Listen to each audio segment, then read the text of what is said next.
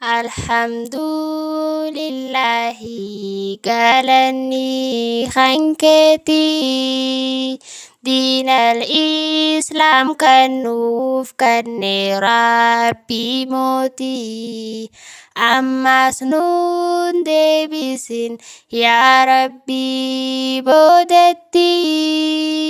borus nu khanime jannata khanketi Alhamdulillahi galani khanketi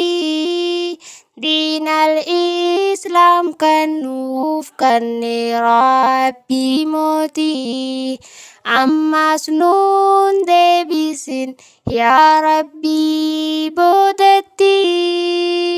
borus nu khanime jannata khanketi borus nu khanime jannata khanketi Islaamin na jechuun Rabbiif bitamuudha isa tokkichoomsuu qaalisaa godhuudha isatti waa takka qindeessuu dhabuudha samboodaan salaattee amma soomanuudha ammas hajji goote zakaa kannachuudha shirkii fi alii fi sirraa muramuudha garuu afaanumaan yoonii fi himatte musliima jecha yootti qindeessite sawwaasiin fayyaduu silaanii fi beeyte sawwaasiin fayyaduu silaanii fi beeyte duniyaarra wanni dhufteefuume malii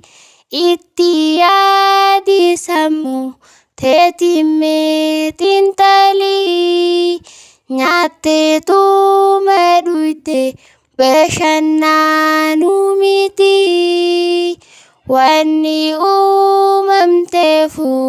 gabbartii rabbiiti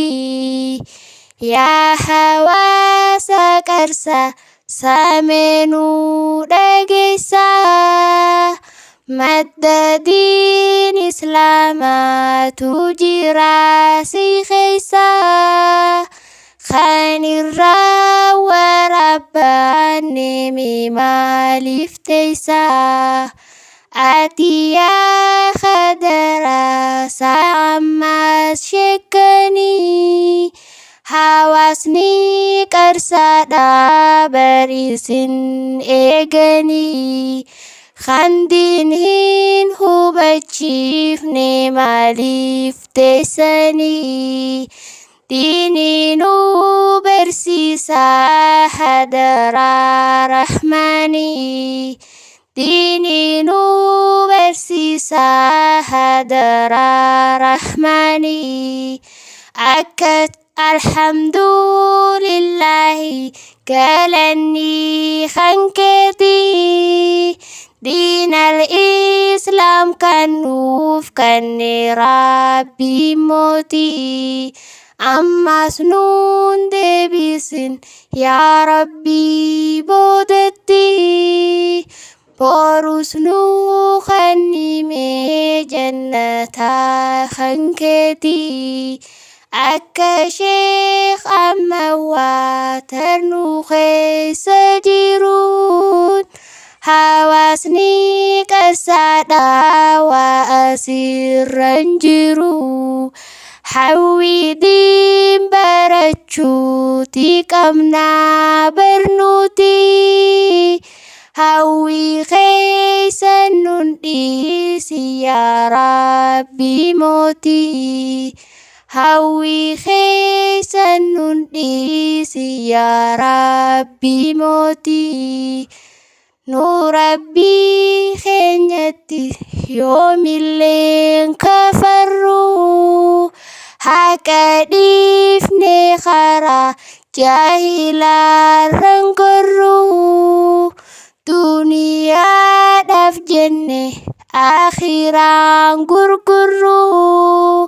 haqa balleessinee baaxilaan ijaarru haqa balleessinee baaxilaan ijaarru jiruun duniyaadha isinuu gabaabdu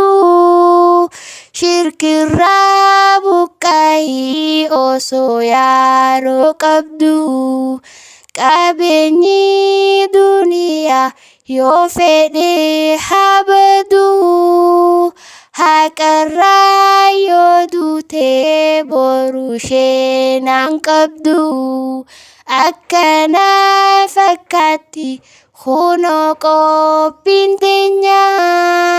dhiifamaa nuuf godha dogongora keenya nagayaan nuuf turaa yaa hawaasa keenya nagayaan nuuf turaa yaa hawaasa keenya.